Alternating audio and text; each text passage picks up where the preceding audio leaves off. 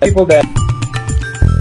Well, just to let everybody know, our transition from Europe to the East Coast of the United States seems to have gone smoothly. My name is Gary Hendershot, and I'll be producing the balance of the United We Strike Marathon for Saturday, April 13th, 2013. Next on the agenda, I have Matt Navarro, and he's going to present the new World Odor Report. Please do stand by. And you're live. Thank you, everyone, for tuning in to the UnitedWeStrike.com radio marathon. It is April 13th, 2013, and you're listening to the new World Odor Report. That's right, you heard correctly. It is the new World Odor because it stinks. And I am your host, Matt Navarro. And I'd like to remind everyone here at UnitedWeStrike.com, we tell people to don't buy, don't comply, ask why. Don't buy into the mega corporate media's lies. Don't buy from the large corporations. Buy from your local mom and pop. Don't comply with illegal Second Amendment laws. Don't comply with vaccination orders. And ask why. Ask why we do things like Sandy Hook. Ask why we support and fund Al-Qaeda in Syria. Yet they have to crawl into my BVDs every time I go through the airport to see if I've got Al-Qaeda in there. And that's what we advocate here at UnitedWeStrike.com. And every 15th of the month, we ask you to not spend money at the mega corporate banks, the Walmarts, the Kmarts, and buy from your mom and pop shops if you have to buy anything. And before I get to my guest and before I get to our subject, I wanted to talk about a little bit about a movie I saw last weekend. Now, I may be a little slow at this game, but I've been hearing about this movie for a while. And then last week, I was on with Dr. Hurley on her show, and she mentioned this movie. So I went ahead and watched it last weekend, and I liked it. It's called Thrive. It's at the thrivemovement.com, and what this movie does, it's Foster Gamble, and he walks you through his discovery of what the New World Order is. And I was thinking to myself, wow, he sounds a lot like the stuff. I mean, he's covering the stuff exactly like I learned, right? And then he gets to the end, and I'm thinking, okay, he's talking about the New World Order, talking about the banking system and how that leads to global domination over the world's population. Then he talks about, their plan to bring the world under a global government. I'm thinking, this guy sounds like he's listening to United We Strike. And then towards the end I said, okay, I'm not really going to buy this unless he talks about the extermination program, the genocide of the extermination of the 80 to 95% of the world's population.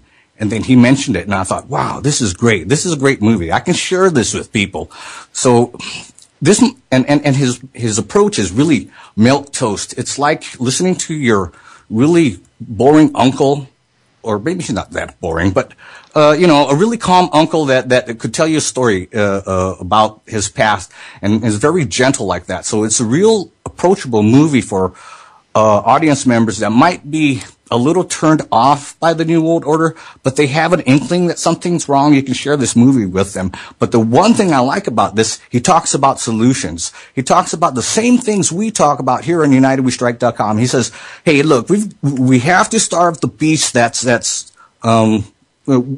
enslaving us. So we can do these things. And he talks about working from the local level and creating these hubs and community things, and so when I get a chance, I'll go ahead and sign up for that. I want to investigate that just a little bit more, and hopefully in the future we'll get some representatives from this organization onto their show, because they're singing from the same hymnal that we are here at UnitedWeStrike.com, and to help us understand the world we live in, to talk about how at least America got to where it is. We listened to Michael Badnarik last hour with Freeman Burt talk about the legal system, how to maneuver it. Well, this key event in America's history brought all that into play. We had sovereign law, common law, we were sovereign citizens up until this one key point, and that was in 1871, Congress had developed or came up with this Act of 1871, and that was a key turning point for America to become easily under the New World Order. So, and to help us talk about that is our very good friend. He's been here with us at United We Strike since the very beginning. He wrote the book, American Freedom. You can get it at AmericanFreedomBooks.com. I suggest you get it and understand it. But Charles, welcome back to the show. It is great to be here, Matt. Good to hear your voice again. Yeah, it's good to hear you and good to hear you're doing well. Okay, Charles, you're an expert in this, okay? Now, I've heard you say that when, in 1871, Britain, the Queen, or the King, I guess would be at the time, sent over a team of lawyers to the United States to help us. What did they help us with? Well, that was in 1878, I believe. Oh, okay. They passed the Unconstitutional Act of 1871, which created Congress passed that act, which created a government of the District of Columbia. Now, our Constitution says Congress has the power to create the government of the United States. So that's a play on words there. Now, there was already existing a government of the United States when the Constitution was ratified. So this new government of the District of Columbia with the Act of 1871 actually created a different government, which is the government that's being used right now to take all our rights. The District of Columbia is 10 miles square, Washington, D.C., and the territories. So that government only exists in Washington, D.C., territories like Puerto Rico, Guam, Northern Mariana Islands. Those are the states of that government. So we're being tricked, and that's where the legal system resides as well. The legal system resides within that government. The corporate United States resides within that government. So we're being tricked into moving ourselves over into that jurisdiction, that government, so they can take our rights. That's the beginning. That's the beginning of the matrix. They start building this matrix of lies around our lives. You know, people have commented before that this sounds like a conspiracy theory, but this is historical fact, right? Yeah, I mean, it's all in my book. It's in other people's writings. If you look at United States Code, Title 28, Section 3002, Part 15, it says United States means a federal corporation. Now, a federal corporation is not a nation. It's not a country. So they actually created a corporation to run our nation with. So it's two separate entities, and that corporation has a constitution, and it is a federal corporation, and that's where the legal system resides. The United States of America, the Founding Fathers, is supposed to have a lawful system of government. So all these legal laws that Bert talks about and these legal statutory courts, they're all under the government of the District of Columbia. They are not our lawful courts, common law courts, and they're not a part of our lawful government. How did they pull that off, though? I mean, you know, okay, how did Congress get the idea in their head? What caused that to occur? What caused all these supposed well-meaning men and women, I guess it would be mostly men at the time, to get this idea that we're going to create a new America and create this phony matrix illusion of a country? Where did that seed of an idea come from? I can only imagine I can only imagine they were bribed by, England didn't like losing the Revolutionary War. We got all kinds of money. They bribed our politicians the same way they bribe them today.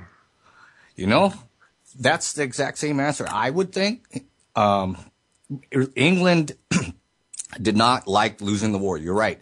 And I think this was an opportunity for them to just get us back under their control without us knowing about it. And they did. And it amazes me, though, that we adopted this and then put it into play. I mean, I'd like to be an observer back then of how they went through these governmental organizations and then through the states to get us under this illusionary law.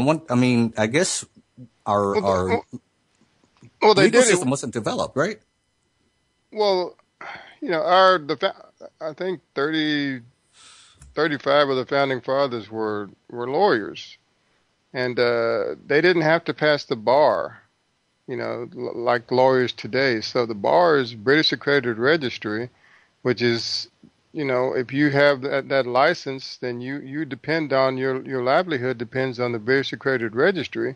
So all lawyers today, their first allegiance is to the Crown of Great Britain instead of their clients or America. I mean, a lot of them don't know that. The ones in politics do. They came over here with the American Bar Association, I think, was founded in 1878, right after the Act of 1871.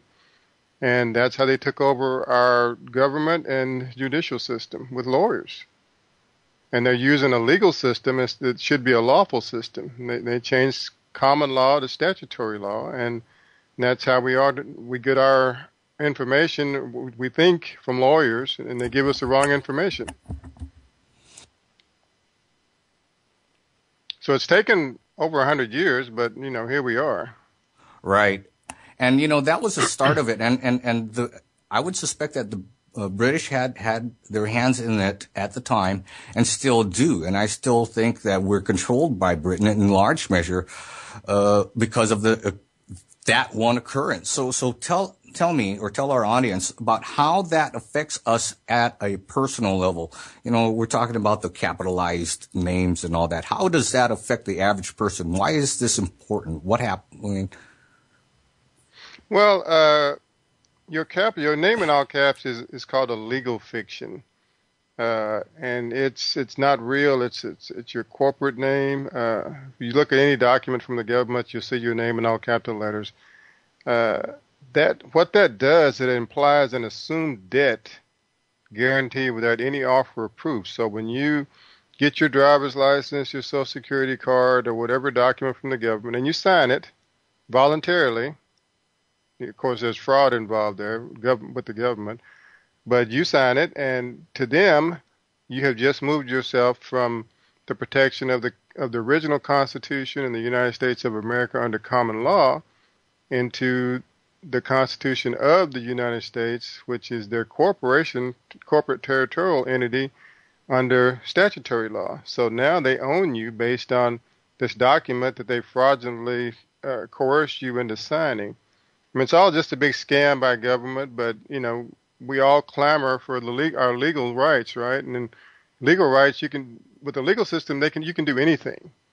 So with the lawful system, they have to follow the Constitution, and the lawful system supposedly protects our natural rights. The legal system allows them to technically do anything they want to us, define any law any kind of way, and that's what they're doing.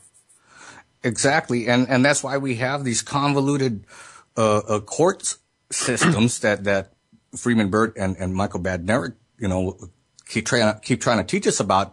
If it was an actual common law type of court, and we actually had real constitutional rights, we wouldn't be in this predicament, folks. We wouldn't be under this umbrella of the New World Order. They wouldn't be able to apply whatever laws they want against us, because the Constitution would protect that. But since this Act of 1871 then superseded the Constitution, they're able to create this fiction that we live in, and that's why we have trouble manipulating or moving through the legal system. That's why we see laws passed that are just entirely unconstitutional. We see acts that are unconstitutional. Like every time I go through the airport, they're looking for Al Qaeda in my briefs. This Act of 1871 allowed that fiction to be built for us, this imaginary world that we now live in. And it surprises me, though, how many people don't want to look out of that box, Charles. It's hard to pull them out of that matrix. It's hard to bait them with that red pill because it's comfortable to them. But this Act of 1871 allows all this to occur. Now, part of that slavery that was germinated out of that was the money system that we live under currently, and the banking system we live under currently, and the taxation system we live under currently. Charles, can we talk about how that led to the IRS and the Federal Reserve? Well, yeah. I mean, what they did was with the it created a United States corporation, this government of the District of Columbia with the Act of 1871. And, you can look at it like on the left side, you have the original founding fathers government. On the right side, you have this corporation with corporate territorial jurisdiction, the legal system. Lawful system on the left, legal system on the right. The attorneys use what's called word of art, which is taking a conversational word and giving it some kind of legally defined legislative meaning within the legislative environment. And so what they do is they take like a person, for instance, in general terms, a person that is a human being. But through statutes, lawyers have defined a person to be a firm, a labor organization, partnership, association, corporation, a legal representative, trustees, in bankruptcy, and so on and so forth. Now, their definition says it can be a human being or a corporation. So your name in all caps is the corporation.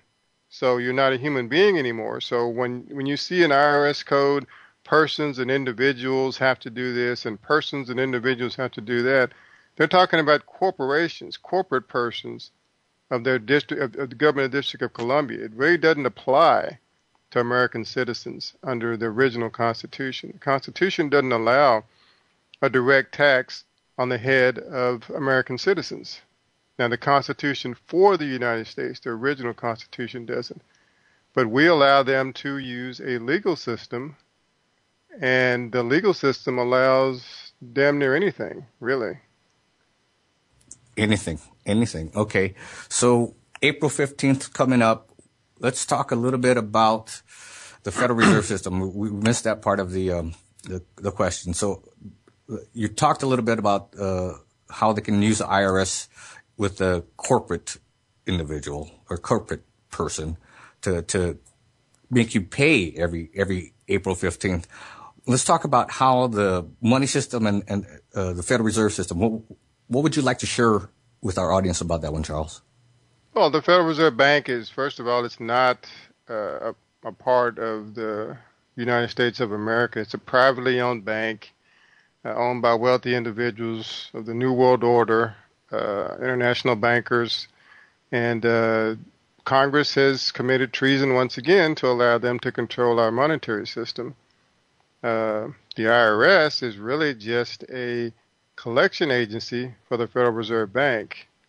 The Federal Reserve Bank was birthed in 1913. It wasn't ever properly ratified, but Congress allowed the Federal Reserve Bank to take over our monetary system, and they were supposed to pay them back in gold and silver, the international bankers in gold and silver. So there's only so much gold and silver. So when gold and silver ran out, Congress decided to make us the collateral for their debts. And this is a collateral for the United States corporation. This isn't anything to do with the United States of America. So we're collateral for their corporation to the international bankers. And that's in a nutshell what the Federal Reserve is all about. That's very good. That makes us slaves to the federal corporate government so that we can pay back this fictitious debt that they created from the Federal Reserve Act. And so there you see again how that was able to become in place if we didn't have this corrupt legal system instead of the lawful system that was created back on the Act of 1871.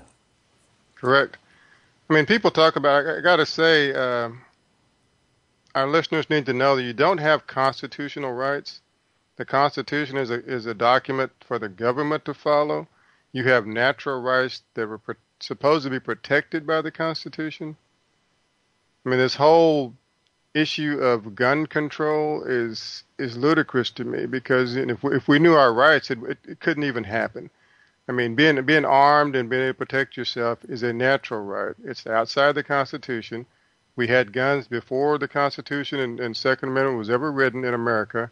So the Second Amendment does not give us a right to own guns. It just details that right in writing. in a document. That's all it does. We have a natural right to own guns. There's no law that Congress can pass that can take that away. But we're allowing, Senator Feinstein and Schumer and these people, this jackass and an old broad, we're worried about them signing a document that'll take our rights away. It's stupid. Well, I don't know if it's going to take our rights away. It pretends, again, because it's fiction, to have the authority to say that we do not have that right. And this current Second Amendment fight is serious. This is, and then they base it all again, like in 1871, on a fictitious event. If you look at the events of Sandy Hook, you'll quickly be able to determine that was a false flag operation, and they used it as an opportunity to play on your emotional heartstrings in order to justify, this new gun grab. We've been watching them trying to usurp the Second Amendment for a very long time. And this latest round, though, is more troubling than any I've seen in the past. Charles, how about you? Yeah, but I mean, what I'm saying is, if Americans knew that they had natural rights, owning guns is a natural right. So it's not, the Second Amendment doesn't give you that right. So Congress really has no jurisdiction, no lawful jurisdiction to pass any gun laws. Every gun law on the books today is unconstitutional. Right, but they're legal, and then we have an army to enforce that. We have local cops, we have the National Guard that they used in Katrina to confiscate firearms. So yes, it is unconstitutional, but it doesn't stop them from applying that unconstitutional law.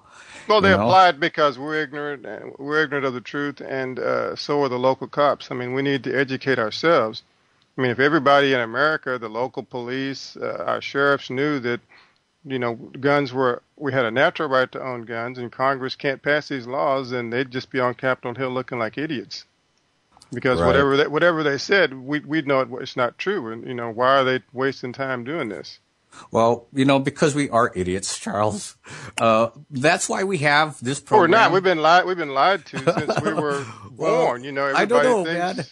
Let me make a point. Let me make a point here, though. I mean, okay. that's why I appreciate, working with you and Karen and Alan and everybody here at United We Strike, because we're trying to alert the public. But I saw this video on Alex Jones's site. Mark Dice was out in California, and he was asking people to sign his fictitious petition. And he says, yes, we'd like to repeal the Second Amendment. Would you please sign here? And people would say, yes, we want to take the guns from the law-abiding citizens so that only the criminals have them. Thank you for signing that. You ought to see this video.